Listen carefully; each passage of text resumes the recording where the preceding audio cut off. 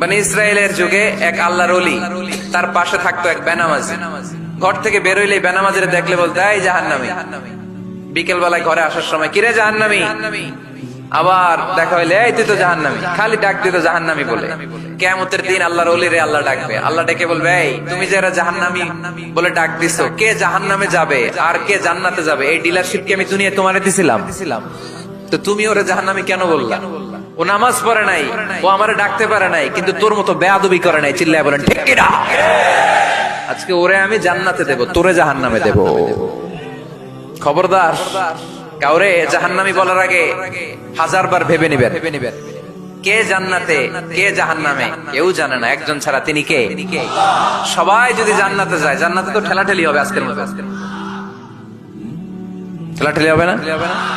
সর্বশেষ জাহান্নামের আগুনে 1000 বছর পুরে যে লোকটা জান্নাতে যাবে, তার জান্নাতের সাইজ হবে এই পৃথিবী।